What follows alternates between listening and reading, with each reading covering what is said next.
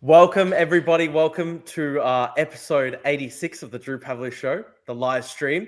Today we've got John MacGowan and we've got Samaras. Samaras is a famous left-wing pollster in Australia. He's done a lot of work for the Teals. He's done a lot of work polling on progressive politics in Australia, polling national attitudes. He's a big supporter of multiculturalism and migration. And we've got John MacGowan as well. John MacGowan is a conservative, recently ran as an independent in Tasmania. And how would you like to describe yourself, John, quickly? I don't know, like just bad boy of Australian right-wing politics, Drew. Like, Good stuff. So maybe we'll give it a minute for more people to join. But no, great to have both of you guys. Thank you so much. I'll just quickly post the link as well. If you guys want to post the link, it'd be excellent. yeah, I just reposted it. Yeah. Live Cosby versus John MacGowan. Excellent. All right. So, how should we start? I think we all agree right here that obviously there is a very high rate of migration in Australia right now. The demographics of Australia have changed quite extensively over the past 20 years. I think all three of us would agree on those points. I guess the question then becomes almost like a kind of philosophical one, whether this is a good thing for the country, whether Australia is doing well as a result of this, whether this is supporting the country. So I don't know, Cos, would you like to begin and start us off? Permanent immigration numbers have been consistent now for years, right? So it hovers between 190, 200,000 permanent migrants every year, all the way back to 2015, probably even before that. So that's always been a constant.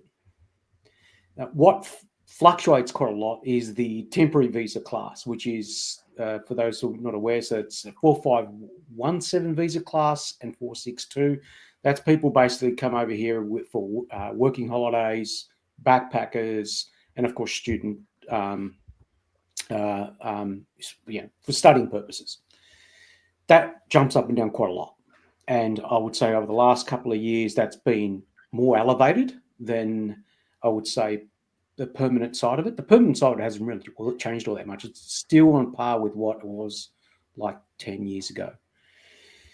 So really, we should be having a conversation as to if migration's causing this problem, then it's those temporary holiday backpackers, students that are potentially causing it. And I'll argue that's not the case.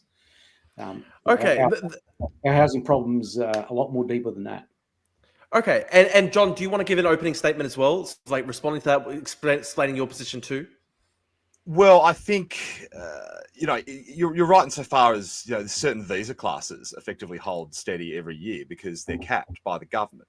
But I mean, the issue we're talking about is net overseas migration. It's the net that is going up. We're talking about very significant increases post-COVID. I mean, there's been periods of time where we've had elevated and very below average levels of migration over the last 30 to 40 years in Australia.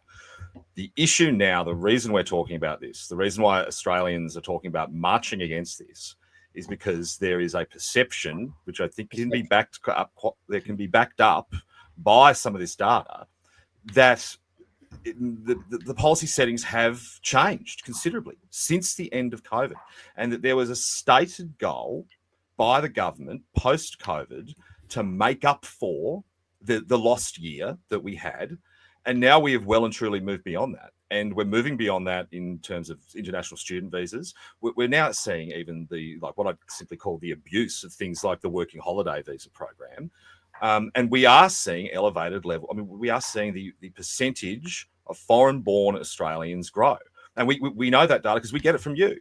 So we are seeing these things happening in real time in our country. It is leading to dramatic tensions, escalating tensions.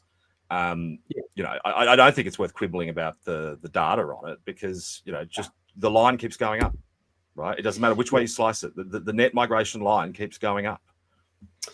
If we look at vacancy rates in Sydney and Melbourne, where they are the worst, they are acutely more problematic in the inner parts of those two cities and in certain suburbs which are landlocked, right? So core problem there is two things. One, it's highly expensive and hard to access affordable rental properties where the property prices are absolutely obscene, right? So particularly in Sydney. In Sydney, the median house price is 1.5 million, right across the entire city. I mean, that is completely and utterly unaffordable for anyone, of Drew's generation. I'm not sure how old you are, John, but you're probably still in that Immortal. space. Yeah, that's right. Immortal, that's right. This is the core problem, right? Young people cannot buy a home in Sydney, full stop, unless their parents help them, and they have to be wealthy parents, right? And this is the core problem. Now, do migrants contribute to that? Probably on the edges, but it's not the core issue. The core issue is we have this obscene housing market that's been in place for 20 years, and one government after another, red, blue, pink, it doesn't really matter, have all rejoiced the explosion of property prices in this country for the last 20 years. Heck, we've even got a reality TV program that's one of the most successful reality TV programs in TV history in this country. True. A block that rejoices building highly expensive homes. True, right? that is true. The reason, Drew, you cannot rent where you want to rent, which is in a Brisbane when you grew up, is because the median house price in inner Brisbane will make everyone's eyes water. And of course, that then translates to rents, right? Well, I think the two things are uncoupled, Cos. I think, we have a housing affordability crisis from that's preventing people from buying homes, whether it's for a first home or even as investors, which is driven by the failure to build new homes. It is, as you say, on the edges that is being caused by migrants. But fundamentally, that is an economic problem, and it's because of things like the government's failure to tackle negative gearing. It's because of the political issues around you can't have that line go down, right? Yeah. But this is translating precisely to rents, and you can go to any inner city rental inspection at 6 a.m. in the morning, and they're queued up around the block. And I mean, I'm sure Drew's done it. Everyone's I've seen done that. it. Yeah, that is where you can see the physical reality of migration. Because if you took the people who are recent migrants out of those queues, they are a lot smaller. And whether or not the numbers of that bear out, if you were to drill down into it, I don't think matters when people are standing there in those queues, when Heritage Australians stand there and say, well, this is why I can't get a rental and this is why I can't buy a house. Perception is everything. I'm sure you'd tell your clients that at Redbridge. True.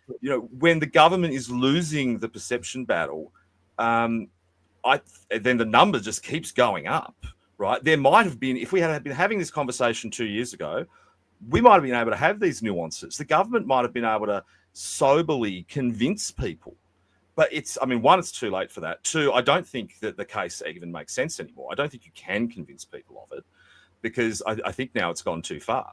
So that becomes the crux of the debate. I mean, where does it go from here? I want to say as well, this is interesting. I'll just quickly say one thing, Cos, as well, because I know we've started this out as an economic argument. I think this is something for later in the discussion, but I think it would also be worthwhile discussing the cultural element as well. I know, like John's made the comment, Heritage Australian. I think it'd be interesting as well to talk about questions of national identity, etc. But let's keep going. Let's keep going with housing for now. I mean, just quickly on those visual cues, right? Okay, so they're more diverse in the line. Well, they would be in Sydney and Melbourne because basically Sydney and Melbourne now are extremely diverse cities, full stop, and that is probably a direct result of the last 15 years of migration, right? Which we've seen a very significant increase, 2 million permanent residents since 2010. So under the coalition government as well, have come to this country and become permanent residents. So the country is just a lot more diverse. The thing about the importance, let's park aside what impact that may have, in my opinion, on the edges to the housing market. I think it's important to also acknowledge that nation states that do well in history are the ones that do not close their borders, do not limit migration. Now, the problem we have in countries like the UK at the moment is it's not legal migration that's causing the problem. It is absolutely gangbusters illegal migration that is absolutely causing massive demographic disruption in not just the UK, but across parts of Europe. And governments there have not been as forceful as they have here to limit to make it harder for people smugglers to basically perform that act of shipping people across borders illegally. And that is I think in the UK, though, there's two issues. You're right; they have had a history of illegal migration. I mean, the last time I was in France, that was when you couldn't get through Calais, right? I mean, they have had that going on for a while, but they are suffering from the legacy of the Boris wave. They are suffering from the exact same set of economic settings that we have, which was panic from really what we can be blunt and say is incompetent political leadership, who could not sit down and say, well, are there any other solutions to post-COVID GDP decline than simply importing more raw materials in the form of humans to be taxed and consumed, right? The Boris wave is one of their biggest problems. So I think on the point of countries... saying, just quickly on that, are you saying, so in Australia, I mean, the permanent migration intake post-COVID has been on par with previous years prior to COVID. So it's about 200,000, give or take. It's about 180 to 200,000 across a 10-year period, including the post-COVID years. Now, but it was the international... Yeah. The temporary migration is what you're talking about. Yeah. So we end up with this scenario where we end up with a quantum for, I think it's 2023, we end up with 784,000. That's right. In 1 year. Now, they're not leaving it straight away, and many of these international students do not leave. They seek citizenship afterwards, or they're on their working holiday visas that go for 3 years. So I think it's kind of a moot point to quibble about visa classes when if you're standing in the queue, then it doesn't matter. If you're standing in the queue at the rental, it doesn't matter what visa class the person standing next to you has. I want to ask Costas because on that. Just want to take Drew on this point. So I tend to not really get into the space of, I won't argue against whether we are having too many overseas students or too many, individuals coming here on tourist working visas and so on. But what I will say is the country, if it wants to wind them back, has to have an honest conversation about how poorly diverse our economy is. We have effectively mining, the knowledge economy, which is what this human product is reliant upon immensely, right? And our housing market, which is, of course, a pyramid scheme, right? They're effectively the three things that work in this country. Everything else is all peripherally. So we've exported most of our ability to produce material in a very big way. And these are the three main things in our economy. So we have to slaughter one of them to fix this problem. See, we're in a catch-22 situation. I fully accept that, Our economy is so poorly diverse that we kind of like stuck between a rock and a hard place. Well, you're right. You're exactly right about that. But, I mean, to take it back to the point you made before about, unsuccessful countries with closed borders, I don't see China bringing in 800,000 Indians. Right? Yeah, but they are.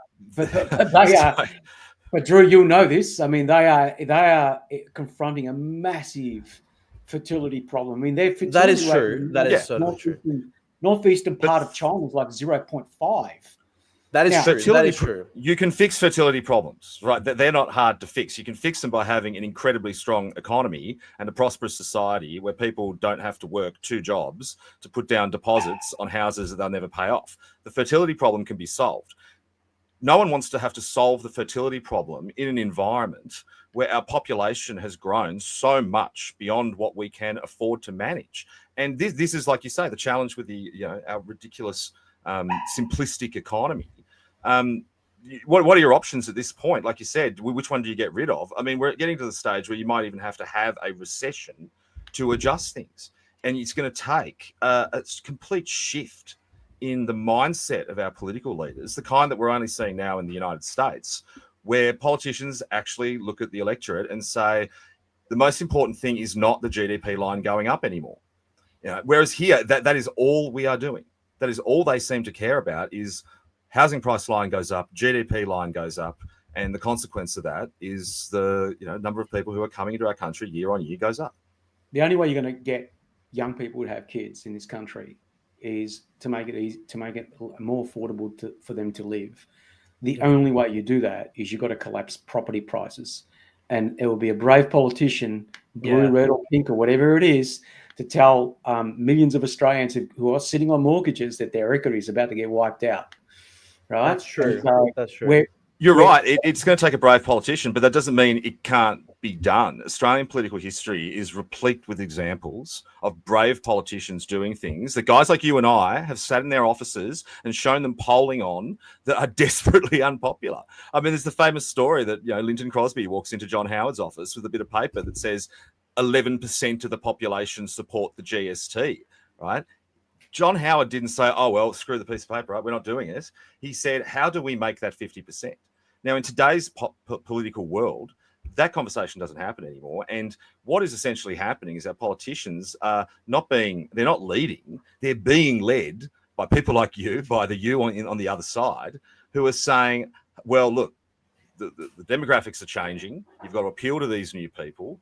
You can't piss off the boomers because they're just stubbornly refusing to die and they're not selling their houses. And instead of anyone saying, well, how do we change everyone's mind? How do we convince people to either make sacrifices or come up with new policies? They're saying, well, the solution is more migrants. We'll just keep bringing them in. And it doesn't matter how much worse things get. That's the direction the country's in. I wouldn't say it's more migrants. I think the problem, and I'm one of the few out there that advocate for a policy agenda that completely skews towards younger Australians.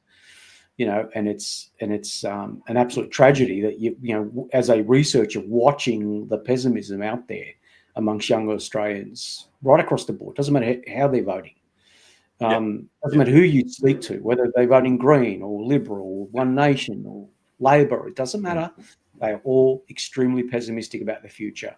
And they know their quality of life is going to be drastically different to their parents and their grandparents. And they could see that because that's clear. They've probably got more in mind. Yeah, sorry. And this is why things are starting to get so bad because, with nothing to look forward to, they're turning inwards. And with the added pressure of, 5 years of, migration, particularly from, the Middle East, we're now getting distracted with problems like, the war in Israel, which were not things that Australians who would have died in a ditch over 20 years ago or even 10 years ago. I mean, in 2003, the majority of Australians went out, we marched peacefully against the war in Iraq. There was no burning of flags, there was no tearing each other down on television. People weren't screaming Zionists at each other or terrorists at each other. We were able to have a sober conversation about a thing that was going on the other side of the world that we were involved in that would cost 47 of our lives. And we were able to do that peacefully. And now we can't do that. And it does make you wonder, I mean, what is the underlying cause of that? Because it cannot simply be the case that there's been a massive culture shift independent of our population and our demographics. Because when you look at these protests, when you look at what's happening in our country, it really leads you to this inescapable conclusion that things have considerably changed. Like everyone keeps saying on Twitter, all three of us are Greek, right? Our grandfathers and our fathers did not come to this country in the wake of a debilitating civil war in Greece and land here and say it's time to continue the fight against nationalism, right? They didn't say that. They got to work on the snowy hydro and they opened shops and they put all those things behind us. And today, when you go into a Hellenic club in any capital city or in regional town, there are Greeks sitting around tables eating baklava and drinking coffee, Greek coffee, not Turkish coffee, who probably fought on the opposite side of the war, whose families fought on the opposite side of that war, right? So what has changed? There aren't Greeks attacking Turkish businesses and Turkish consulates in Australia, And I would wager antipathy from Greeks towards Turks in the wake of the Second World War, antipathy from Greeks towards the British in the wake of the Civil War was just as aggressive and virulent as between Jews and Palestinians. And yet, how does our country react peacefully? And I can tell you why I believe it is, because I looked this up before I came on the street. Right, the year my grandfather came to Australia in 1950, in the year when, the word wog enters the Australian lexicon, he walked off a boat in a 12-month period of just 5,089 Greeks, right? Yeah. It wasn't like one day, 800,000 Greeks and 800,000 Italians walked off a boat from the ruins of Europe and formed enclaves and started, bringing their culture with them. That didn't happen. It was a slow burn. And this is how we've run our migration system for now close to 100 years. There's a bit of, but look, I get what you're saying here. The issue with regards to the Middle East conflict right now, it's animated by what I would define people who are not from those communities, right? So the people that are really active, whether it's in the on the Palestinian side or on the Jewish side in this country, most of it is not from those very communities. I live in Melbourne's northwestern suburbs. I can tell you, it's very quiet, very peaceful. There's no graffiti anywhere. No MP's offices are being graffitied. Right, even leading up to the election, all the disruption was in town where there were Green Labor contests, where the Muslim communities are situated. Yeah, I may have seen one. Actually, I saw more Palestinian flags in Greece when I was over there recently than I did in my own suburb that borders Roxburgh Park. It is big in Athens. It is big in Athens. Very big in Athens. But I mean, you've shown this data before on Twitter. I mean, and don't you think there's an element here that our politicians are reacting to something because of a perception? And again, we're back to perception. But just like there's a perception on the ground, there's a perception in the cabinet rooms that because of the changing demography, they need to change the decades-long consensus on what side of the Middle Eastern troubles they fall on. Right? Don't you think there's an element of that happening? Because it seems very unusual that, particularly from the Labor Party, which has been arguing about Palestine and Israel for a generation, that it's just going to turn on a dime like it has. Is there no element of changing demographics there?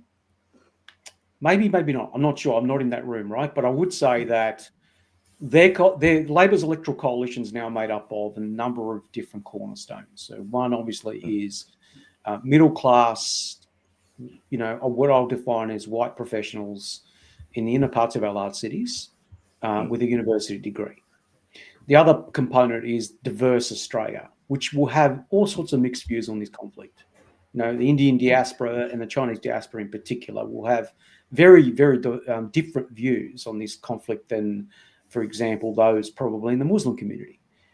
They are much bigger and more important electorally to Labor than I would say the Muslim community is. But yet, Labor has made this decision. So what I'm arguing here is that I don't think it is purely just electoral politics. Because if it was, there are things in their base, bits and pieces in their base, which are massive. Like, 85% of the Indian diaspora voted for the Labor Party at the last election, or thereabouts. It varies across the country. What was the number? Sorry, Cos? About 85%. In our polling, whenever we poll them, they're about that. Two-party preferred. Huge numbers. Now, that may change. And that's not in a vacuum, I mean. Yeah. I mean, the Liberals tried to get those votes and failed. Correct. So it's not like they're just naturally like that. Yeah. No, correct. Yeah. And so, and look, and they should be, these two communities, let's just quickly focus on them, should be voting Conservative. They are socially conservative, aspirational, small business entrepreneurs, and they're voting for Labor, and I would argue for sectarian reasons, because we interviewed a whole bunch of young Indian men in Sydney, probably about 6 months ago, and long conversation with them. And we said, okay, so what are your values? What do you think of the cost of living crisis right now? Their response, I just work harder, right? Which is, of course, that cultural thing, right? If you're faced with hardship, double down, right? And we went through all their values across a whole range of things, and they're clearly conservative. They should be voting Liberal. So we said to them, so why aren't you voting Liberal? They don't like us. I'm really concerned, though, for the future of the country. If we do get these really sectarian voting blocks forming, wouldn't the perception be among conservative Australians that, I already see this on Twitter all the time. People say that this is Labor's strategy to have the large numbers of migration to change the voting base. And that is what people would be concerned by. Yeah. So if you look at the last election, those who were from diverse backgrounds and may have migrated to this country, I think the latest you could have arrived here was 2019. So probably under the Morrison government.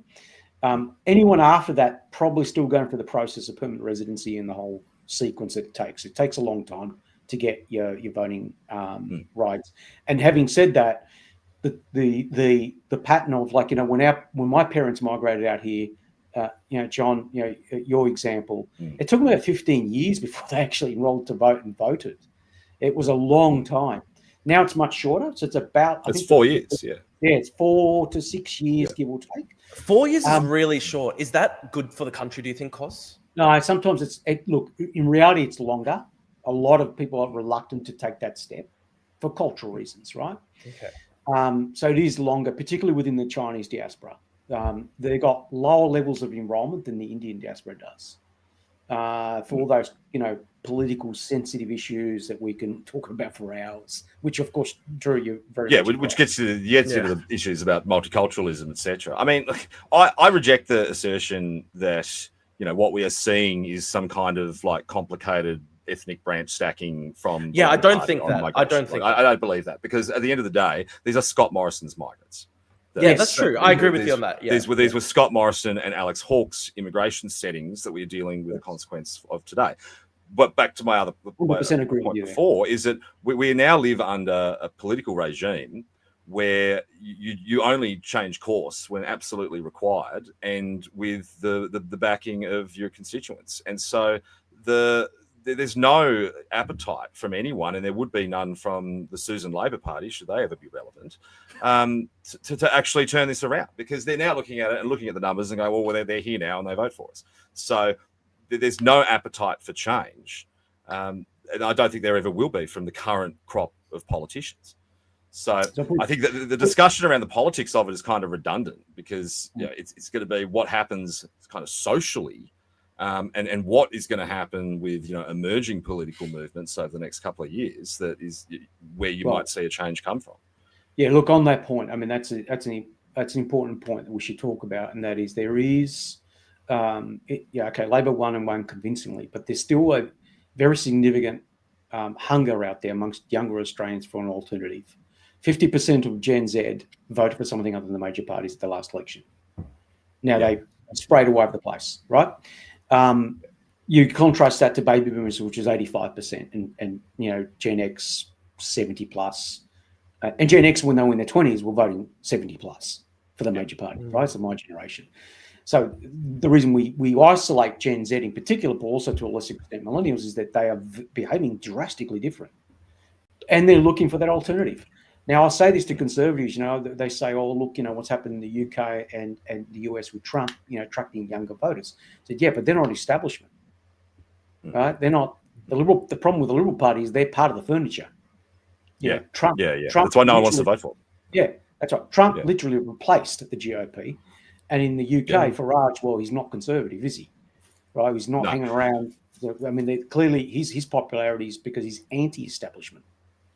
And we're seeing this across the board. We're seeing it all over Europe. You are seeing it everywhere. You're even seeing new emerging nationalist parties in Japan, which don't have a great history of nationalism. True. So, this is something we agree with you on the migration thing.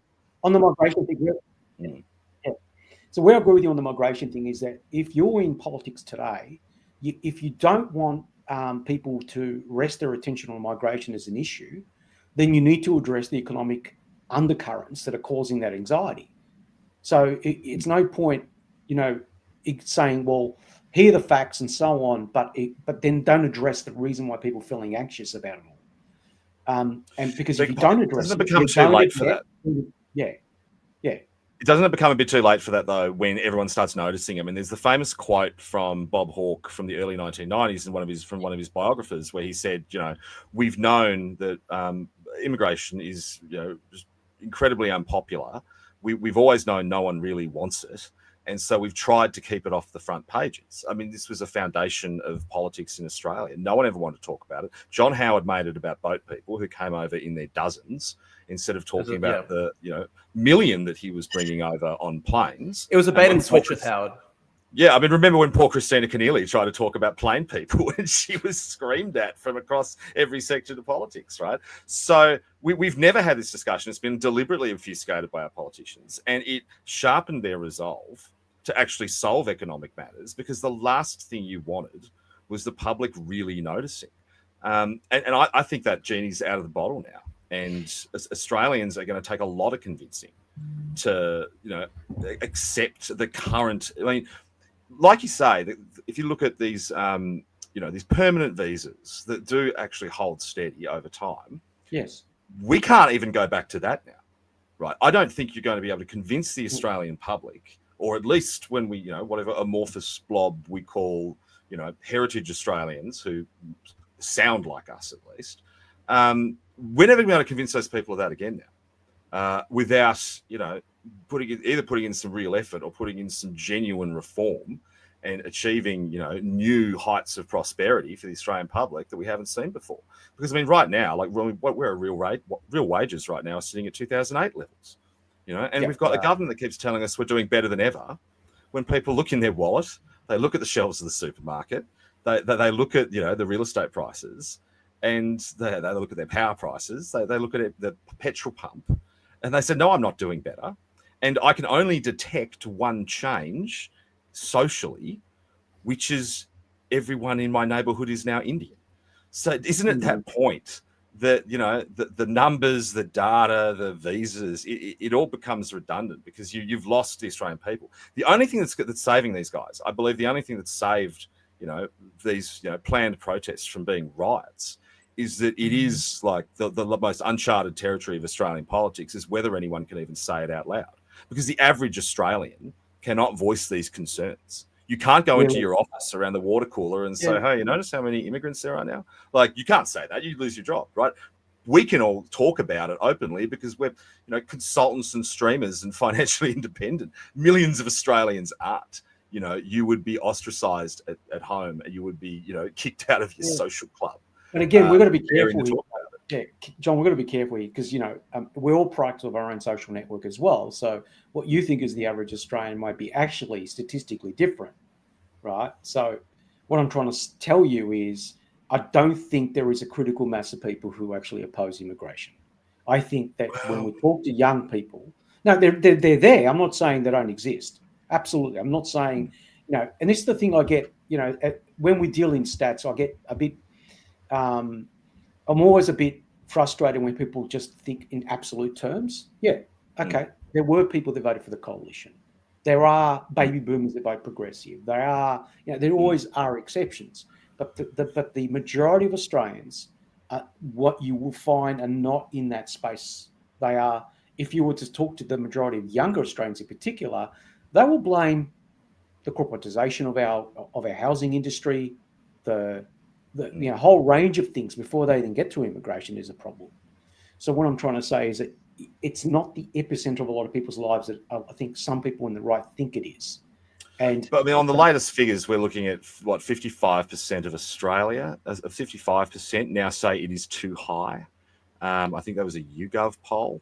There was one there was one in West Sydney during the election that 80% of West Sydney wanted to lower the numbers. Yes, but what I'm getting at though, putting aside the data and whether or not the data, where the data comes from or whatever, you got to admit it's unprecedented at this point. I mean, after going through the late 1990s with Pauline Hanson, the boat people fiasco and people overboard with Howard, to go from those periods in our history, even including to when you had literal Nazis running in elections in the 1970s, we have never had pushback to this extent on just the actual legal migration numbers, and we've never had the discussion around it. I think this is happening for the first time, and it just seems like our politicians are. They're ignoring it. We've got Tony Burke in the newspaper today saying that it's un-Australian to go outside with an Australian flag and march against immigration growth. Those are the exact words of our... When you say we've never had it, I would say what's happening now is the right is more, and those with those views are more comfortable in expressing them, right? That's the case, right? People feel a bit more liberated to express their views, and that's fine, but what I say, the majority of Australians are not there on this. Now, they might have a view about, the intake is a bit high, whatever it is. But they're not walking around going, geez, there's a lot of Indians in my suburb, right? That's not something I see in research, but equally, even my own social networks, it just, and I have quite a few conservative Greeks in my social networks, right? They have mixed views, right? And so I think there's a lot of... Go on. Sorry, I see a lot of young guys radicalizing, and getting Well, really. that's different. That's a different problem. But Yeah. my fear is that I look at those Nazi guys and they are growing in numbers, and I get shocked sometimes by how extreme I encounter young people. And my worry is that like, unless we lower migration and remove the saliency of this issue, my worry is that it's just going to. I don't want it to build to a UK type level where I look at the UK and it actually looks like they're on the verge of civil conflict, at least probably on the scale of the Troubles. Like, if you're talking about sort of like low level civil conflict, I think that's honestly where the UK is. The UK, you live outside of London, you're economically screwed. Right? Yeah, the economic that's true. situation in the UK is, and a lot of part of the US is just absolutely horrific. Yeah. And if you're young and you're living in Birmingham, for example, you are absolutely, absolutely screwed, right? And it's so, I get why that is a powder keg in that country. No, there's no question about that.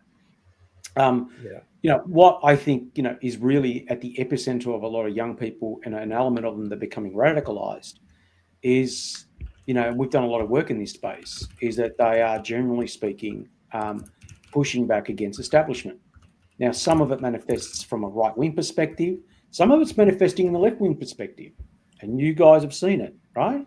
Mm-hmm. And it's just as active on the left wing as it is on the right wing. That's true. And the drivers behind it are largely the same. So it's economic disempowerment, a sense that they're not controlled, they will never be in control of their destiny, right? And something baby boomers had, they were the most prosperous generation in human history, full stop, right? It's just right. So we've got that element there. If they were living in the Western world, that is, and you got younger people that are looking at them and going, well, that's not me. That's never going to be me, and I've got the shits about it, right? Yeah, and that's manifesting in all sorts of ways. Now, governments, established players, have taken the eye off the ball here, and we're having what we're seeing now, right? Which is all these elements that you're talking about. Look, I think on Drew's point, I mean, how Australians are radicalizing is, it's regionally different a lot. And I think, there is a significant outlier in Victoria and in Melbourne and Melbourne's surrounds. And, when people are looking at what's happening with chaps in all black going marching, or they're looking at people in all black, attacking people for having different views on gender, as we saw yesterday, carrying, Death to Australia flags, I don't see that down here in Hobart. You don't see that in Sydney with its larger population. You don't see that in Brisbane. People are radicalizing, but I mean, it's a difficult construction. But I think in the main, young people are radicalizing moderately, based on mostly on the things they see online through the streaming community or emerging alternative media. We have a huge problem in Victoria, like in Melbourne. We have a massive problem with how that government deals with the fringes of politics, which is exacerbating it and taking young guys who probably should have just been in One Nation and young people who should have just been in the Greens, and they are turning them into radical cells. Actually communists and fascists. Yeah. And it's been happening down there for a while. And so, I think it's probably pandemic related too, by the way. Well, exactly. But I mean, look, the lockdowns were everywhere, but they were worse there. No, they were very. So we've done. I've spent many years studying this stuff, and obviously I had a very strong view about near the end where this was going socially for a lot of young people in Melbourne, and all of it was ugly. All of it was going to be ugly, and then what happened is governments came out of lockdown, and what they should have done is double down in trying to help these young people get through life, because if you look at who was disproportionately hit the hardest, it was basically young people. If they were in jobs, they lost them. They had their critical part of their life massively disrupted. Now, I can go back to when I was in my early 20s. If I had those years wiped out, I'd still be, I would not be here where I am today. That's for sure. Yeah. I mean, I think it's a different issue. It'd be fun to have less of a debate and just a roundtable on, how crazy Victoria is and how it got there. I mean, but to bring it back to immigration, though, the interesting point that I notice is, in the tail end of that, it really did feel like the near civil unrest, the protest movements, and they're pretty cringy, but the fringe freedom movement guys that we had emerge out of Victoria, that there really was a feeling from our politicians that actually this is something we should avoid, and we saw a moderating of COVID policies very quickly.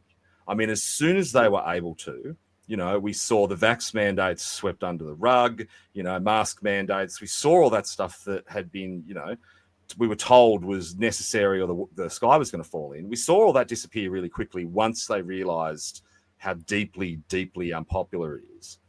We're not seeing that with immigration, though. We've got, there are, some 500 national socialists in the country campaigning against immigration now, something we haven't had in this country in 50 years, right? We've now got ordinary people saying, I'm going to go out in the streets with flags, I'm going to march against it.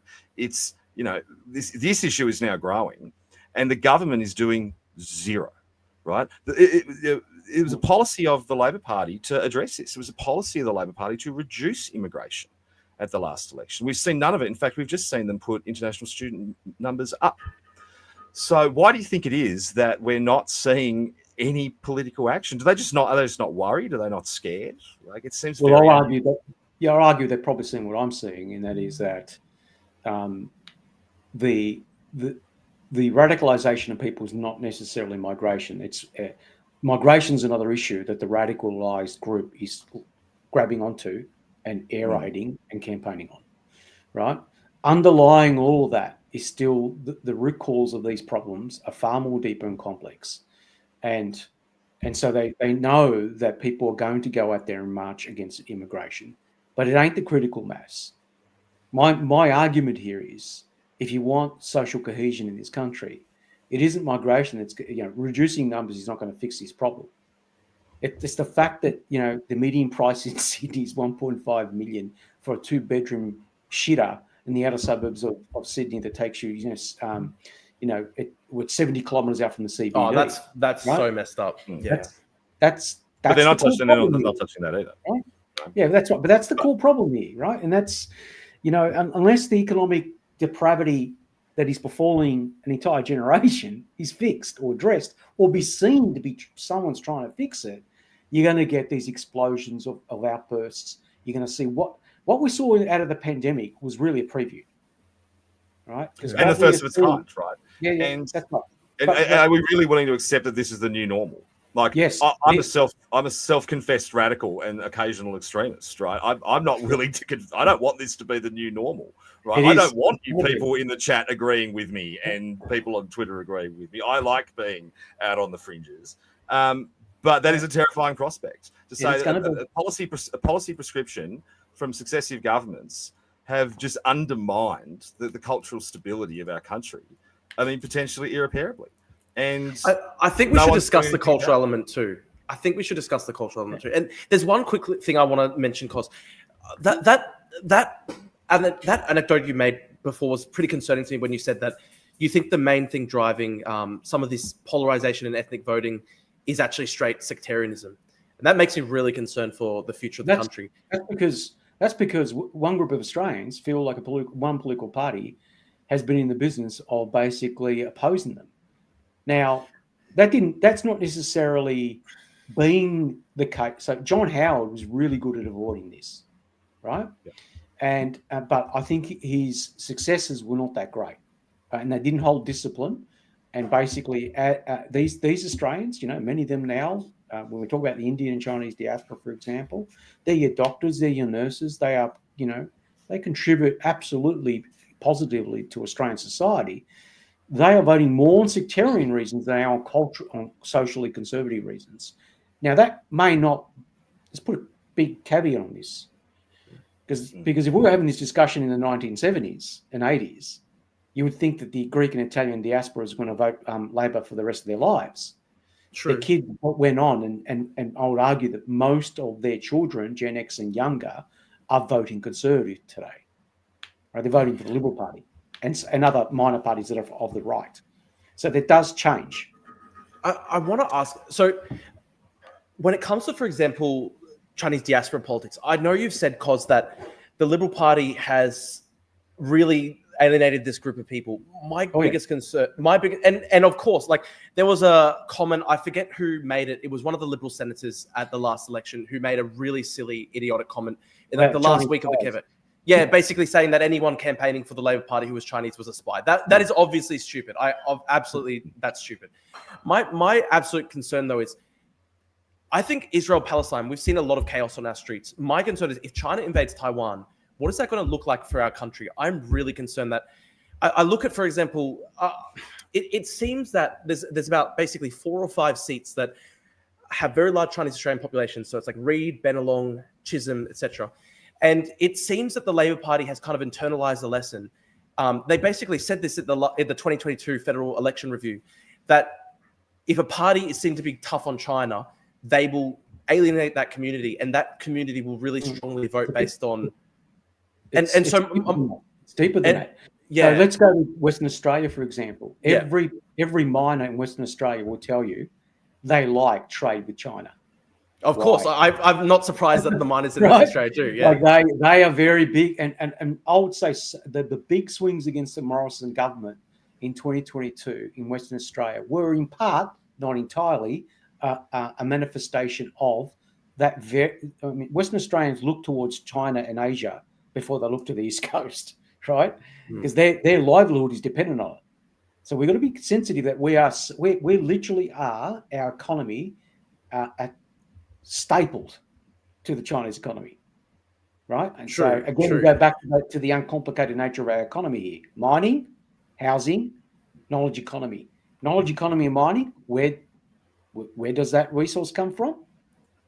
Can I give you one anecdote, Cos? So you probably have seen on my Twitter. So in 2023, I got called in by the Australian Federal Police, and they essentially told me that in 2022 they had raided a Chinese individual in Australia who was part of a Chinese foreign intelligence plot, basically to find my address and harm me. And nobody was ever arrested as a result of that plot. They raided people as a result of it. They put a lot of pressure on me never to go public with it. They basically never wanted me to ever discuss it in the media. It basically took me I basically sat on it for like a full year before I went to the media, because I was kind of scared the way the federal agents talked to me. They kind of seemed to put a lot of pressure on me. My concern is that's a pretty bad thing that there are basically that's an example of the Chinese government was literally trying to harm an Australian citizen based on the things that I was saying on Twitter, right?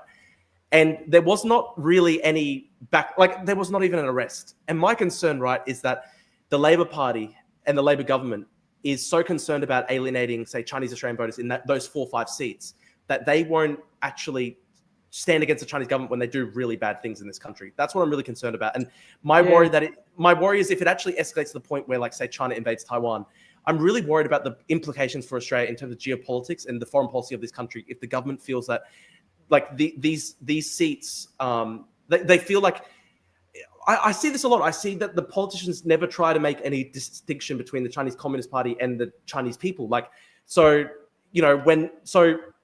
Albanese will literally go out and say, we need a good relationship with the Chinese government because we've got a large Chinese diaspora in this country. And he doesn't even really draw a distinction between the Chinese government and the Chinese people or the Chinese Australian community. That's what I'm concerned about. Well, most Chinese Australians would get really nervous when you conflate them, right? And so, of course, I know, but my concern is that the government's actually conflating them. No, what I'm trying to say here is Morrison didn't learn, the Morrison in particular, but that government discovered what happens when you don't manage that fine balancing act. And look, I wouldn't want to be in the shoes of any federal politician right now. The world is heading into a poly-conflict environment. Those of us are old enough to remember the Cold War, which seemed to be, you had 2 superpowers and that was it. You now have a situation where the entire global situation is fragmented. It's probably more akin to pre-Second World War. It's a world that is completely foreign to everyone, and people are anxious about it. And governments have got their hands full managing it all, because it ain't like it used to be. It will never come back. And, the Trump administration and the way they are managing it, I would argue, is the one thing I would agree with them, and I agree or disagree with everything they're doing except for this point, which is they understand they are no longer the main power on the planet. They are one of many powers.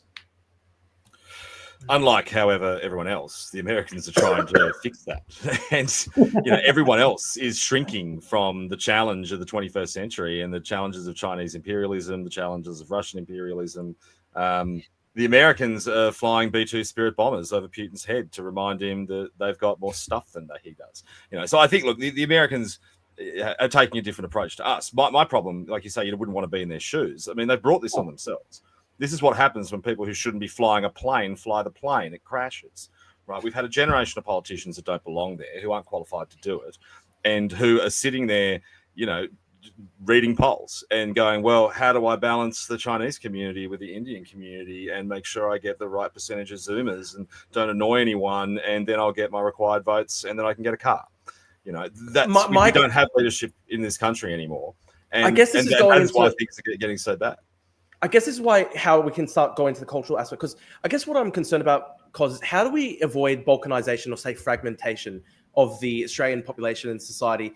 Because I'll give you an example. Back in the 90s, the Australian Soccer League, it used to be dominated by the sort of white ethnic clubs, right? Like the Yugoslav, like the countries of the former Yugoslav. And the National Soccer League basically had to be shut down because there were basically ethnic riots constantly between, the Croatian fans, the Serbian fans. There was a lot of that was an example, right? Now that was such a small. I mean, in the grand scheme of things in Australian society, there were even Croatian terror cells in Australia at one point. But in the grand scheme of things in Australian society, the numbers were so small that, Yugoslav, I guess the conflict exported from Yugoslavia to Australia never really threatened the Australian nation. I'll argue we don't see that from the Chinese community. Not now, of course, and I agree with you there. No, I don't think. Yeah, I don't even think if it happened, I don't think we have to worry about Australia's Chinese community. Yeah, I agree. Those guys aren't going to take to the streets. The problem, though, is there is a deeper problem there, and it goes back to these failures of government. The reason why you won't see that is because successive federal governments have abysmally failed our Chinese diaspora, which in Australia dates back to the middle of the 18th century. Been here a long time. And these folks are scared. They're terrified because they know that there are badged Chinese police in this country. They know that there are MSS agents that operate with impunity because whether it's a Liberal or Labor government, they have no interest in really prosecuting Chinese foreign interference beyond having Mike Burgess stand up every few months and putting his hands on his hips and say, stop spying. Right? We don't actually have any tackling of that problem, and the Chinese community knows it. So the Chinese community are politically disengaged, and they've got their heads down going, God, I hope they don't notice me. I think to be fair to them and to be fair to the intelligence community, I think they absolutely know and are doing a lot of work behind the scenes. But that's true. But they say that they've been saying that for years. I mean, you and I know the history of the Chinese influence over Australian politics better than anyone. Huang Zhimao, the man who was funneling cash into the pockets of Jamie Clements in Sussex Street, he was due to appear at ICAC. And our government and the intelligence community thought the best course of action was to bundle him onto a plane and send him back to Shanghai. Right? We've never had a single Chinese spy see the inside of a courtroom. In fact, in the history of Australia, more Russians have seen the inside of courtrooms. I think we've taken more jobs off Israelis than we have Chinese spies. And we know these people are everywhere. We've met them because we know who they are. And this government does nothing about it. And it's is it just the incompetence that they think, we just don't want to annoy them? Is it that they have a misconception that the Chinese community doesn't want them to engage? Or, are they compromised themselves? And the public has a right to ask that question. Or the other option is it's just too damn hard and they don't have enough evidence on them. I mean, well, you know what? You're very right. I mean, it could just be that it's too hard and it's like the housing crisis. Probably that. Or infinity migration.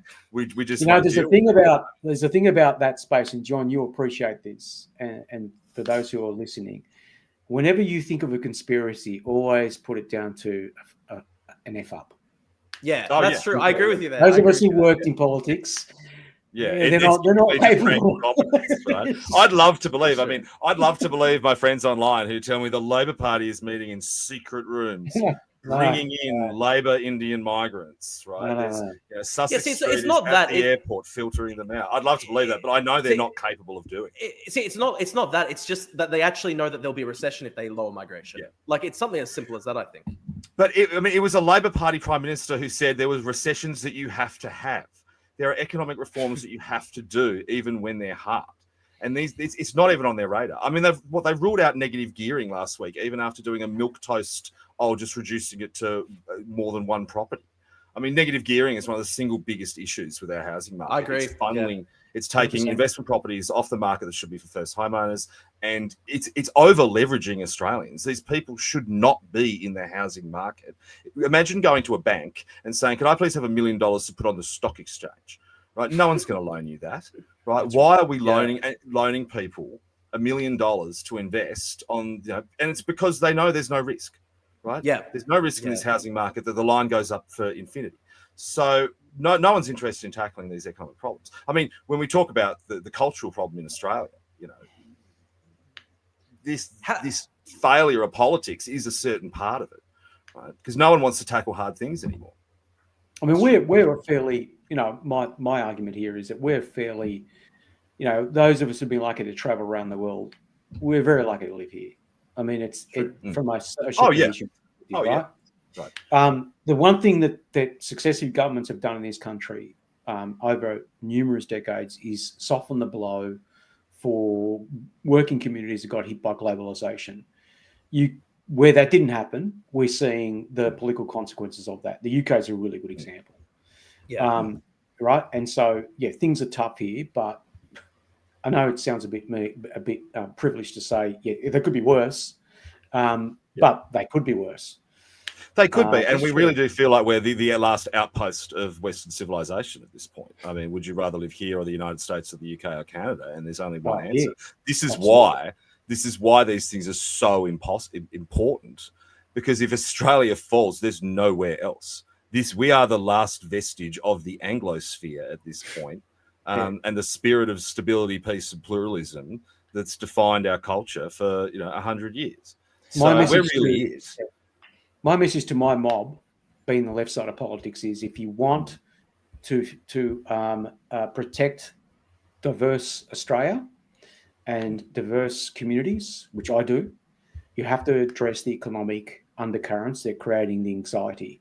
The one thing that, as a student of history, and all of you, both of you are probably the same, appreciate the first victim when it comes to economic crisis are people who look different to us, right? And so my point here is if this is me being the progressive talking here, right? So right, okay. So that's how I view the world, and if you want to stop that, you got to fix the economic issue. So yes, you're going to tackle negative gearing. You're going to have to tackle capital gains tax. All these, you're going to have to slay a few white elephants in the room to avoid people that don't deserve to be targeted. Can I ask you this, Cos? So there's obviously the economic equation. You look at Britain, for example. Like there is also the cultural element, I think, because I see that there's often this argument on the left that the only reason why xenophobia might ever exist is because of poor economic conditions, and of course that is a huge part of it. But I think, for example, there is an element of, say, like social and cultural dislocation people feel when there is mass demographic change in some of these towns in England, for example, that have basically completely changed. Like demographic upheaval, there's a term for it. Yeah. So how do you think we should? Which one? So Ireland's a really good example of that. Yeah. If you as any government's got to be really careful about how they manage it, because massive demographic upheaval, no matter how progressive you are as a government, you will not contain the backlash from it. Human beings are going to be human beings, and they do not like things changing on them around them rapidly, right? And demographic upheaval is one of the key ingredients to massive social unrest. Absolutely, right? Now, I would argue that's not occurring in Australia. We're not experiencing the sort of influx that we're seeing in the UK, for example, particularly places like Ireland. That's not happening. That's why I'm here debating you guys, right? Because I think that this is not the issue. The issue is the economic problem in this country. But I mean, the two just end up becoming inseparable. And the UK has a kind of different problem to us, because the UK has really, I think one of the challenges in Australia is we mislabeled or deliberately mislabeled the assimilation of ethnic communities in the 20th century as multiculturalism, right? Yeah, and we have I this think that's mythology true. around multiculturalism that Australia is a multicultural country. We're not a multicultural country. When people come here, and sure, they might bring exotic sandwiches and funny hats, and they might do a dance on what different day of the month or whatever. But when they become so much fundamentally like us in a short space of time, as we see with every ethnic community in Australia until very recently, but in the UK has always been a multicultural project.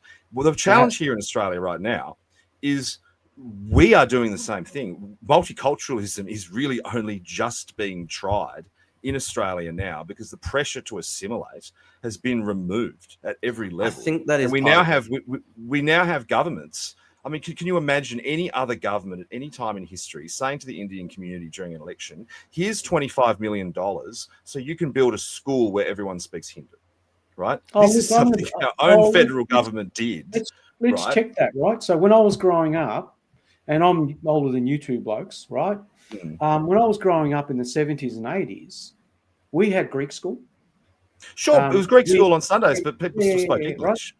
Yeah, we still spoke English. It wasn't state approved. Yeah, right? and what you have now. But if you look at the statistics, Greeks in particular marrying other non-Greeks is still very low. Even amongst, I mean, my family's a massive ally. Yeah. It's still sure, so. But I mean, assimilations are. It's an interesting thing, right?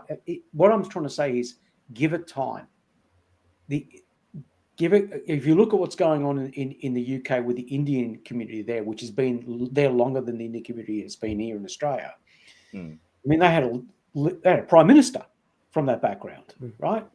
Give it time. That will come with time. That's my point. What I was going to say, Cos, is I think part of the problem is when the volume is so high, perhaps the pressure to assimilate is less. So the example I would give, right, is in the context of being a Greek Australian, I didn't go to I was never sort of in a Greek enclave growing up. So I basically only ever really spoke Greek. I spoke English. And I mean, I didn't go to a school that was completely surrounded by Greek. I think if I lived in a suburb that was say 90% Greek and everyone around me spoke Greek, I think that would be a different thing. There's this TV program in Brisbane called The Mosque Next Door. And it's led by this guy, Ali Kadri, who runs the Islamic school in Brisbane. And he's a progressive guy. He's been involved in de-radicalisation efforts. I know him personally. He's a good guy, I guess.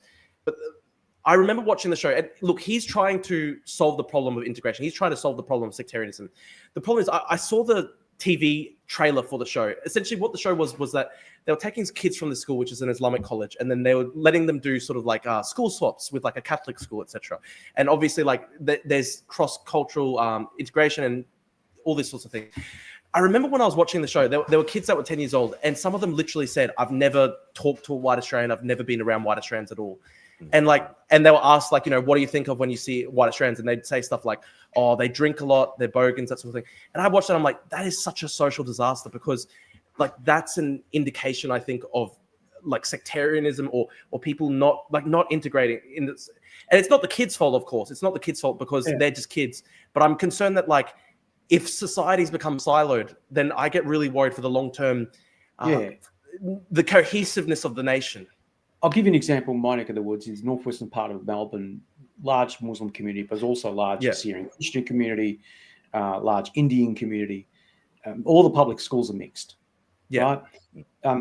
Private schools is where you get the isolation occurring, right? And it's funny how you were saying that, they did that cultural interchange. When I was growing up, they did a cultural interchange, all right. I was going to Broadmeadows High, and so our day excursion was going to talk some private school students on the other side of Melbourne because we never actually spoke to each other. Yeah, fair enough. That's a good point. That's a good point. It's kind of and we thought they were weird, and what's with your uniform, mate? You look a bit stiff, because we didn't wear any uniforms. It's independent private schools tend to do that. In some settings with religion and ethnicity. There's no doubt about that. I mean, Alfredton Grammar is a good example. Although it's mixed, it's still considered a Greek school in Melbourne.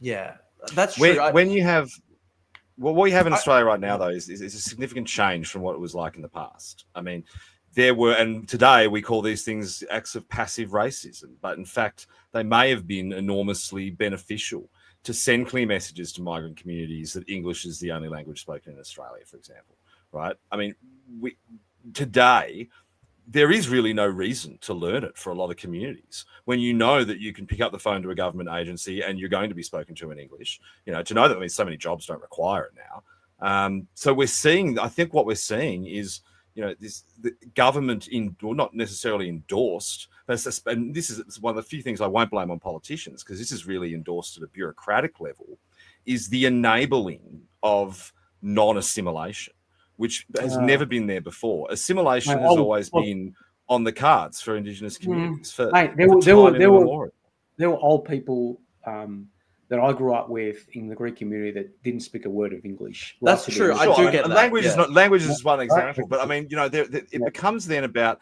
there are cultural elements in the West that these folks absorb by osmosis, right? I mean, you look at the Chinese communities, right?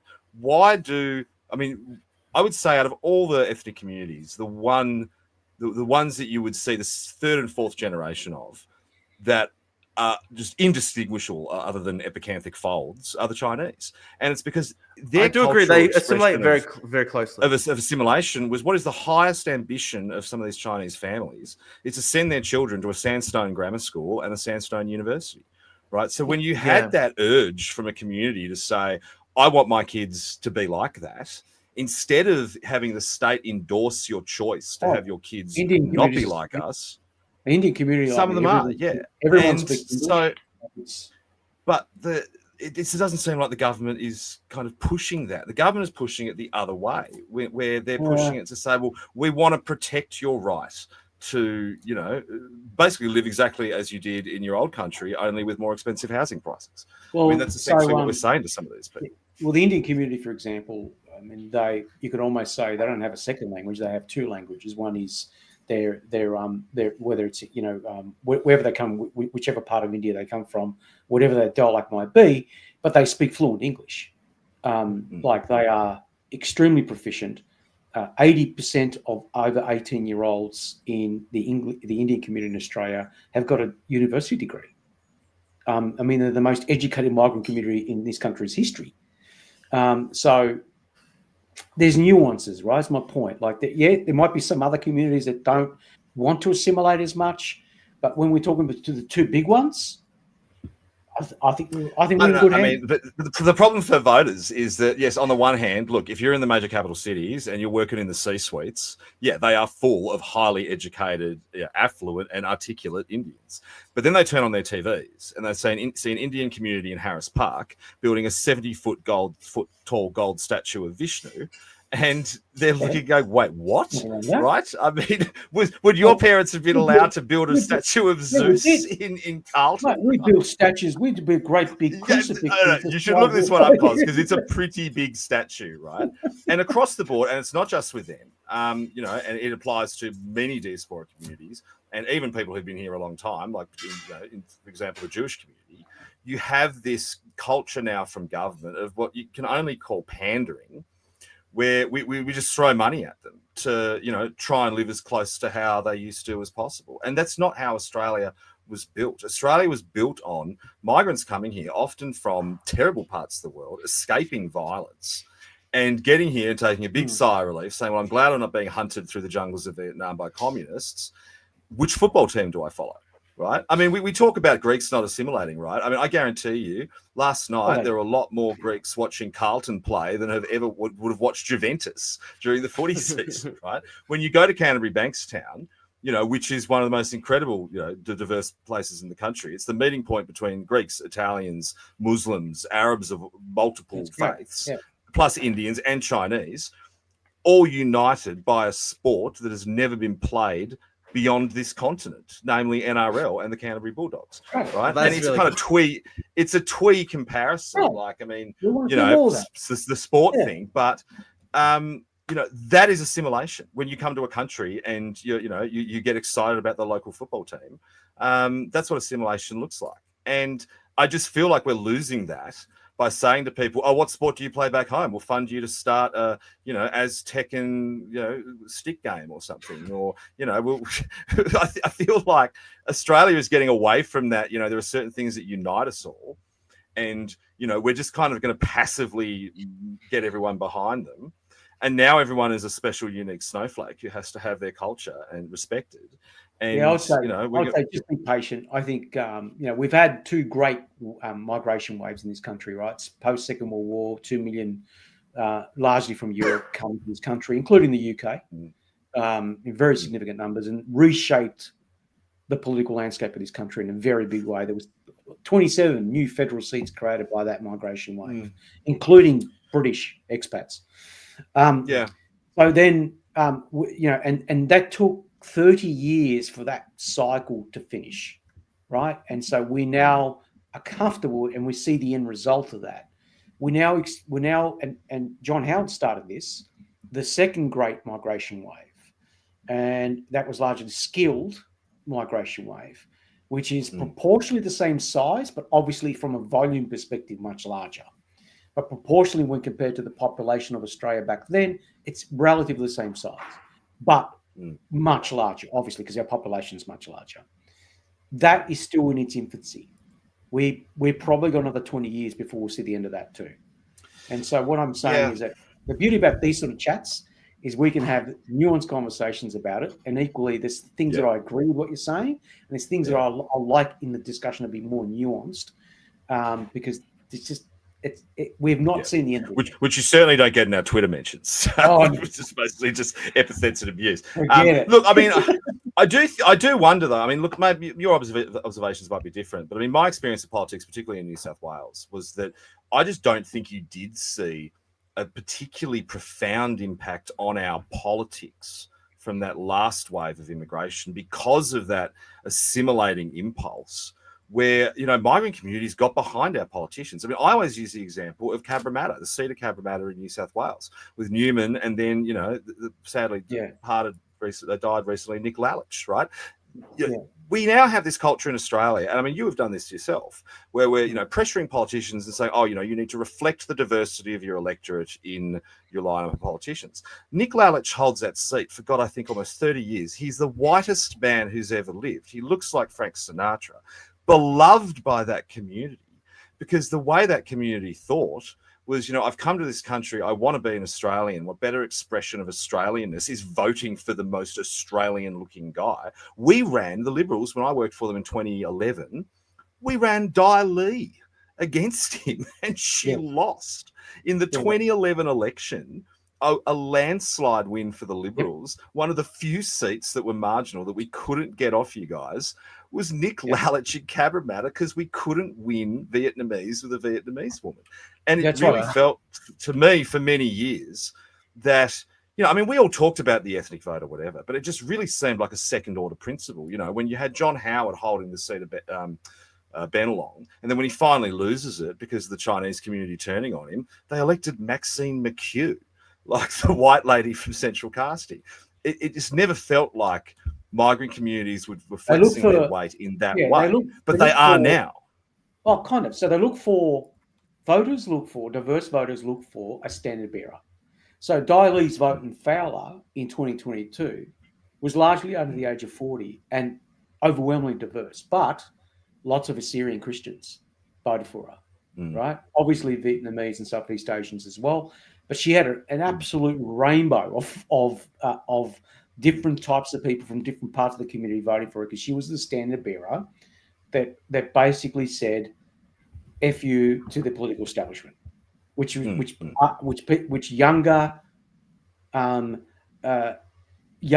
Australians who were born here to migrant parents are looking to do the same thing. We'll go back to that initial conversation we're having about, don't think for a minute that diverse young people don't have the same problems as people who are not diverse and of the same age. They're just as angry, right?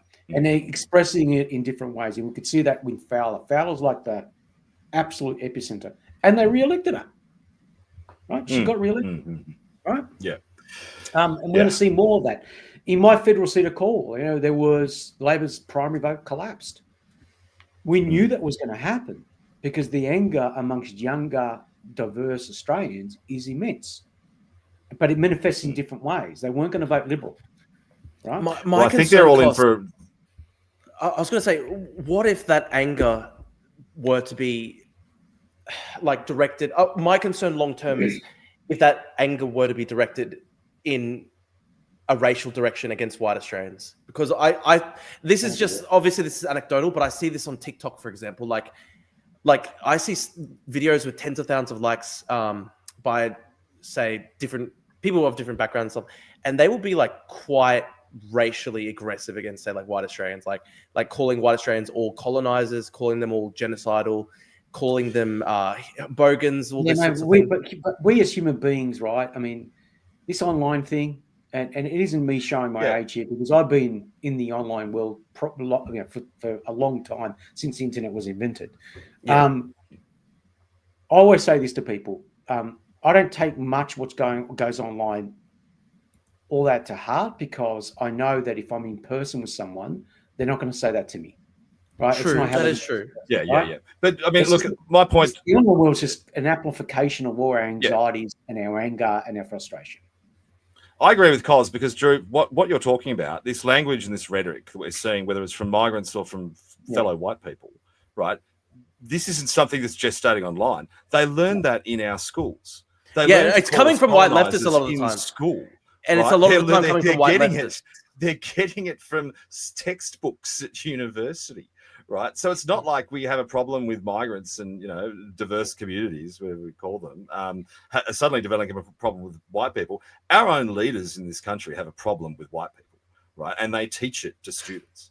So, I mean, if you want to fix things, I mean, I think, fixing how we teach kids, I mean, from the ground up on social issues is something we need to look at.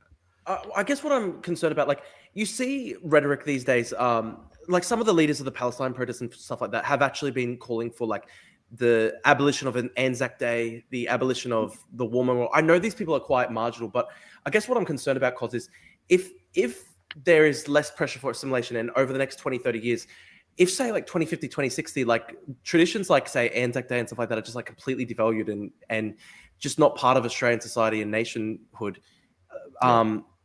that's what I'm concerned about when it comes to mass cultural change.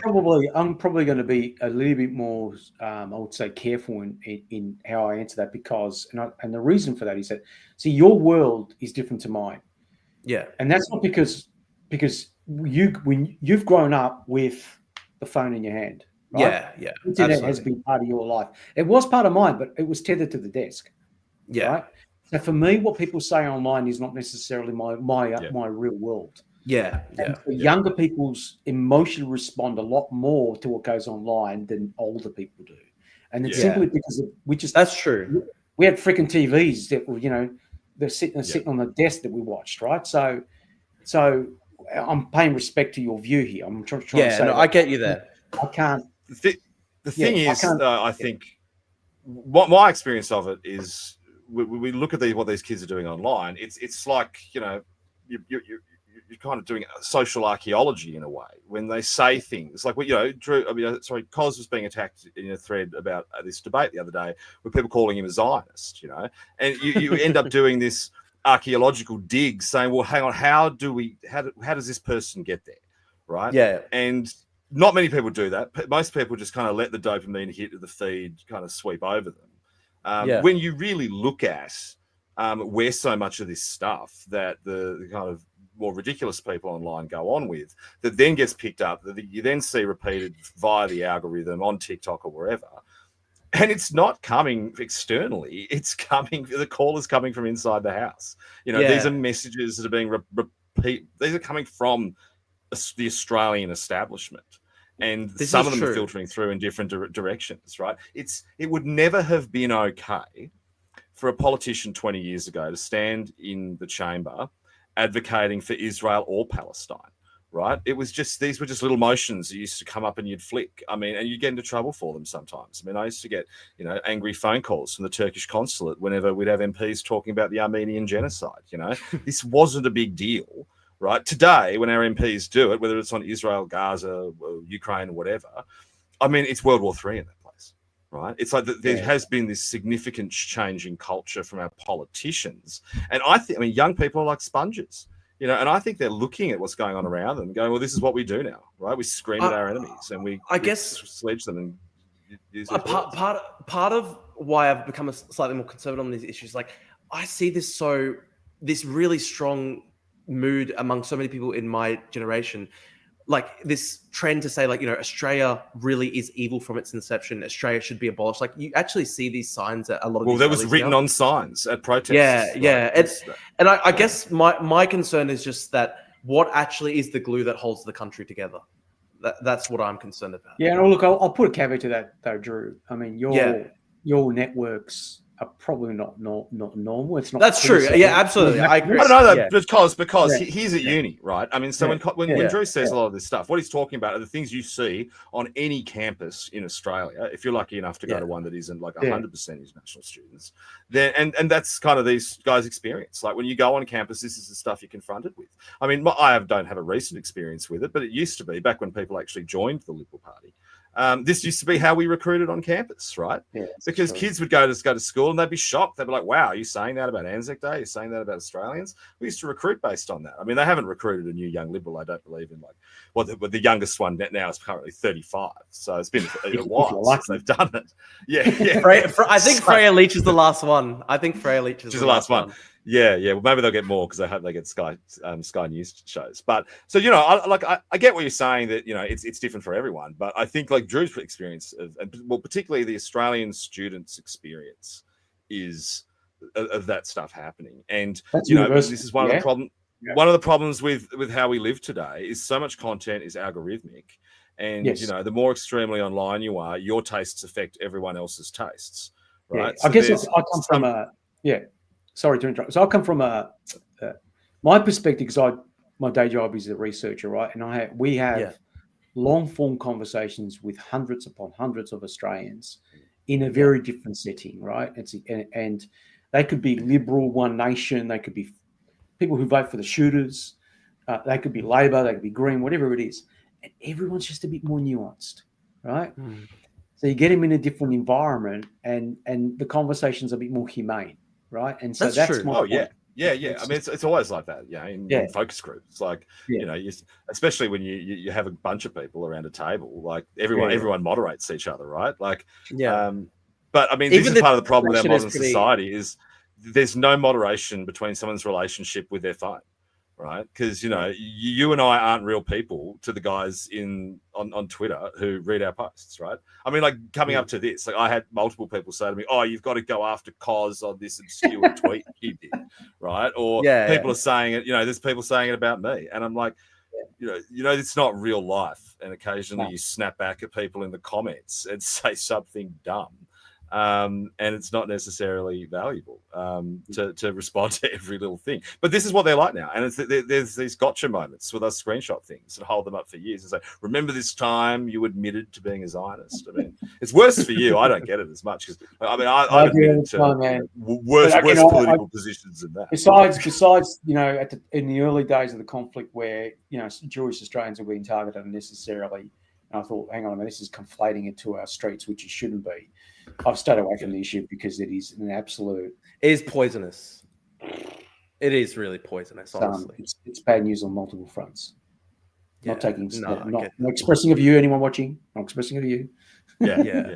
But I mean, that used to be the kind of consensus in politics, right? I mean, I remember like no one ever expressing their view on it because it was that vexed. And a part of that was bad because, there's a lot of pressure from lobby groups and so forth to not say things about it. But you really do have to wonder, was the peer pressure across the board that people used to experience not better?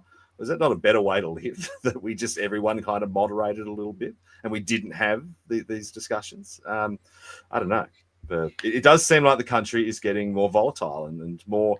It would be, because I don't think we're at the...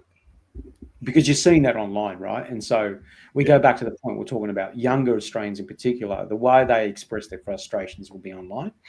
And it's... and have its different manifestations. It could be progressive, it could be right wing, it could be whatever it is. It's all out there, right? And we see it. If people want to fix it. They've got to fix the economic undercurrents at the moment. It's been inflicted upon millions of Australians at the moment. How do you think that our political system is part of the problem here? Because I think part of the problem is that it's really difficult for change to reach the major parties due to the pre-selection system, due to the way they kind of seem to be very closed shops. It seems that Australian politics is really resistant to sort of outside change and from argue the opposite. Okay. So you look at what happened in 2025, right? Yeah. Labor won with a 35% primary and relies heavily on a preference flow structure. And heavily upon that younger generation, it will preference them above anyone else when it comes to after they voted for a minor party. Mm-hmm. That's still a very tenuous, precarious political strategy, right? Because that doesn't last forever. The Liberal Party had its worst results since 1943. Major party vote is been on the decline now for at least 10 to 15 years. People are increasingly voting for independence. You know, in 2010, we had 8 non-classical contests. That is, the AEC defines them as non-classical. That is, the 2 majors weren't involved in the contest. It was someone else also. It was up to like 35, 36 at this election. Yeah. Right. And so this is what's going on here. Right. And so there's no safe seats left. So I can tell you in Victoria, the Labor camp, they're now very careful who they pre-select. They have to be, because the seat could go from being, oh, that was once upon a time a safe seat. It's now no longer a safe seat. And the Liberals were the same. I mean, they've lost menzies. Yeah. But I mean, there is a slight difference, though, which between when you talk about what Drew's point on pre-selections, which is that the Labor Party has systems and processes on pre-selections. So when these guys, you know, when they're in the mix, there's boxes they've ticked, there's experiences they've had. They come from a background that Labor has decided they value. Like, you have to have been in the union movement, or you have to have been in local government. You have to have something that you bring to the table. In the Liberal Party, you bring pre-selectors to the table. Like, if you had enough pre-selectors, you can get it. And I guess my problem, I guess my question is, I mean, it's not, you know, you have this kind of like evening out in the Labor Party. I mean, I think it's a problem that a lot of Labor, like the overwhelming majority of Labor people are like intellectually interchangeable for that reason. But at least there's a baseline for them. The Liberals just don't have that. The point I was going to make was, I know backgrounds these days too, still. I know Darren Firth has made this point before, because like it's like this seems to be particularly a problem with Labor, like where it's all the Labor MPs are coming from the same social and educational milieu. Like it seems to be, it's changing a little bit, but it does seem to be that like it is overwhelmingly dominated by kind of staffer class. But let's walk all their lives back to where they came from, right? And so I've seen this, and it needs to be a little bit more reflective of who it represents. There's no doubt about that, and in a genuine way. But most of them come from lower middle class, poor backgrounds. Still to this day, it's why they're just hungrier to win, right? True. Yeah. It's not like Cos is actually exactly right on that stuff. Yeah. And like, because I've always joked that, you know, politics is actually one of the quickest ways for working class people to 100%. Migrate class in this country. True. Like, there's really nothing else. I mean, we're not like the United States where you can have a good idea and work hard and you can start a business and become a billionaire. That just simply does not happen in Australia. If you want to go from zero to a nice, healthy house portfolio, an inexhaustible superannuation, as well as literally become an MP. Yeah, I mean, access to future employment and all the most powerful people, you can just walk into O Week and get a membership form for one of the youth parties, and you can potentially be in Parliament quicker than you can get your degree. Right. That's true. Cos is absolutely right. That's why when you look at where, I mean, I get annoyed at this. The left talk about it all the time. They're like, oh, they're all Silvertails. They're all because they own a bunch of houses. No. I mean, you can criticize Albanese as much as you want, but Albanese is not unique. These people are working class. In the Liberal Party, they're middle class. But these aren't rich folks. There's very few rich people. I mean, the richest person who's ever been in our parliament was Malcolm Turnbull, and just quietly, through 30 million isn't that much anymore, right?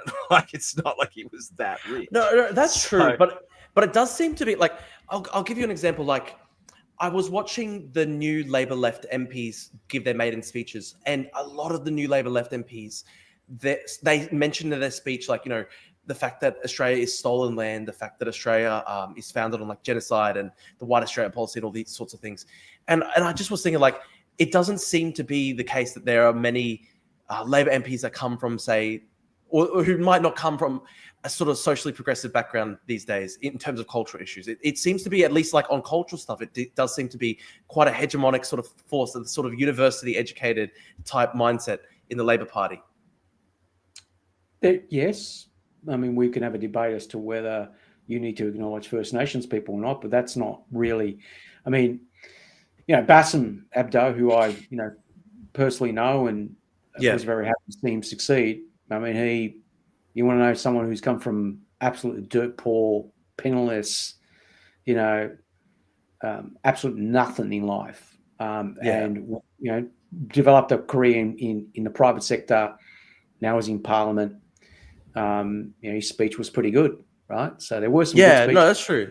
No, I agree. There were some, and look, I do kind of think on this stuff though, Drew, that diving into these guys' backgrounds is kind of irrelevant, because what matters is where you are when you're there, right? And coming from nothing. I mean, if you're just going to forget where you came from, like, does it really matter where you came from? And guys like in state politics, you had guys who had come from nothing and done really well out of it, but they still passed policies that were, to the detriment of poor people. And then you have guys who, were successful and never forgot where they came from and were great to everyone. So there is a mix, but I just think you got to be cautious just going back to their backgrounds. When the second, I mean, this happened to me. I'm sure Cos's background on this is very similar.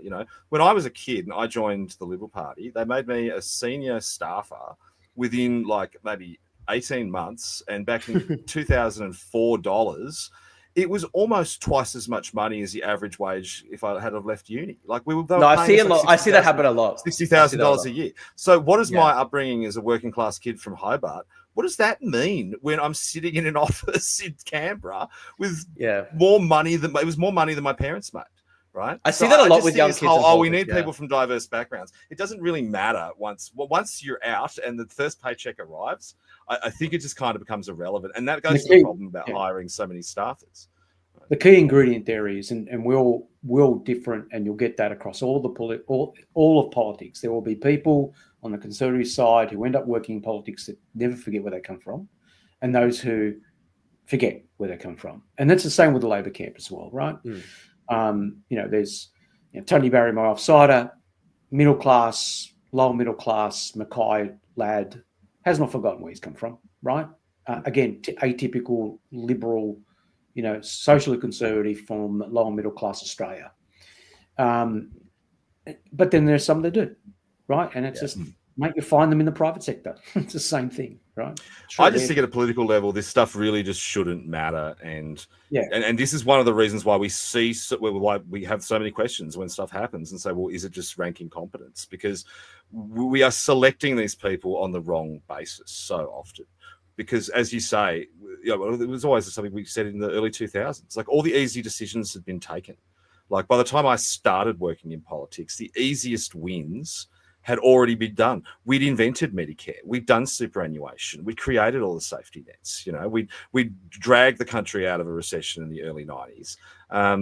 Howard then had to deal with 9/11, ban guns, and that's really it. And since then, we've been playing around the margins because all the biggest decisions have already been made. Now, instead of then saying, well, then we're going to need an even more exceptional caliber of politician than that we had in the 90s, we've said, okay, well, let's just give it to staffers and see what happens, right? And I mean, the hardest thing you can do in this country is pre-select a successful and intelligent person to Parliament. Most of them fail, and when they do, it's extremely hard. And then they spend the whole time looking over their shoulder and they do nothing.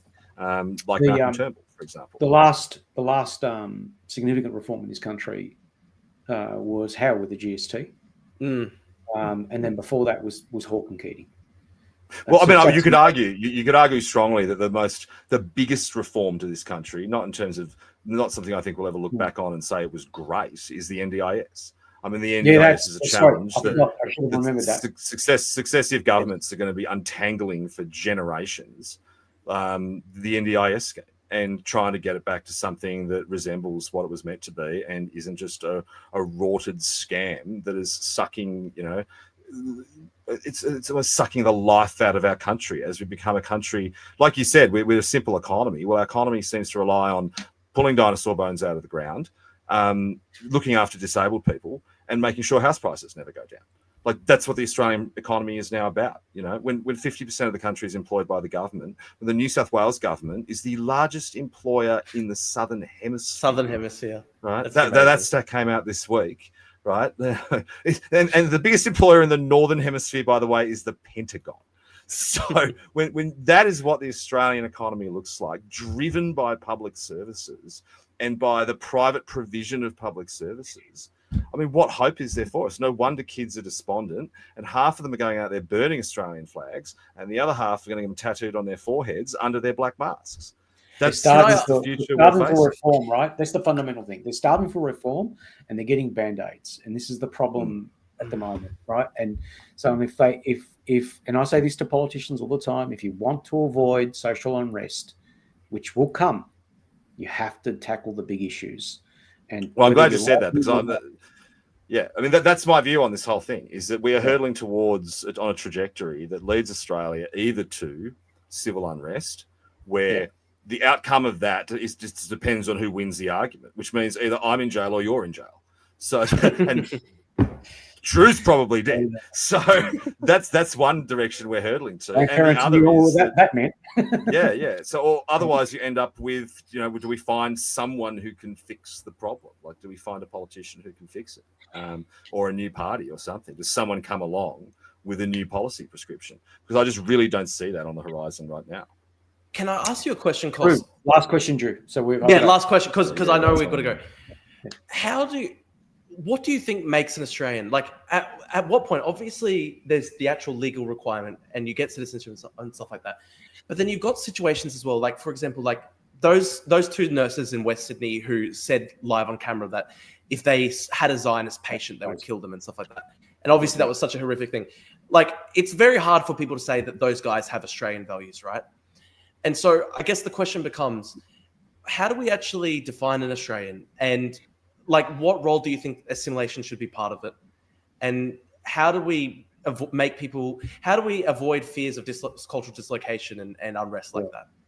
Yeah, it's interesting, right? I mean, I think for all the faults of the United States, I mean, they still, when they do their census, they ask, how do you identify yourselves ethnically? Number one answer, the number one group is German. The second one is like, you go like German, Irish, Italian. But by the way, who are you? I'm an American. Yeah. So we've got a way to go yet, right? We're a young country, and it would be nice to see a day where, I'm Greek, but I'm an Australian. Or I'm Turkish, but I'm an Australian. Now, a lot of them would say that to this day. A lot of them do that, but we've got a way to go. Yeah. I mean, I agree on that point. I mean, I just think for what you're saying though is this point that we don't. I mean, when you say the Americans have got there, Americans brought themselves there. I mean, kids in America grew up swearing an oath to their country in classrooms. Right, American children learned exclusively about the creation of their own country and the meaning of their constitution.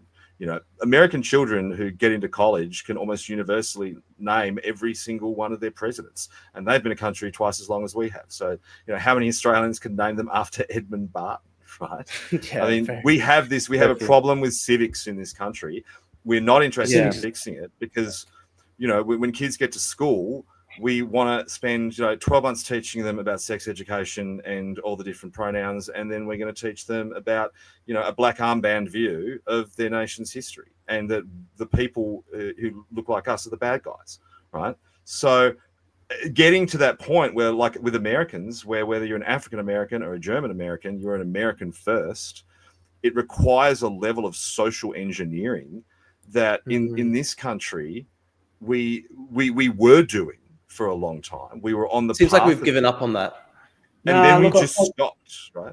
Yeah, look, I'd say just the last point here. I would say that that again, it's how old we are compared to a country like the US. So, you go back to the early 1900s, they had a lot of problems, social unrest, particularly in New York. True. Right? Massive sectarianism, right? True. And That so is true. civil unrest was the key thing that plagued their country for a very long time. That is civil war, freaking right. I mean, Yeah. and so they've had massive upheavals throughout the entire course of their history. We've been fortunate; we haven't had that, and we just need to be a little bit more patient with ourselves. That's my closing remarks here. I think that's a good way to end it. But yeah. Look, both. I want to thank both of you guys. Thank you so much, Cos and John. Honestly, that was a really interesting discussion, and I like that. Obviously, everyone had a different political background, but it was actually very respectful and it was actually very intelligent. So I really appreciate it, guys. Thank you so much. Thanks, guys. Thanks so much, Cos. Yeah, no, thank you so much, Cos. Thank you. Bye. Thanks, mate. Thank you so much.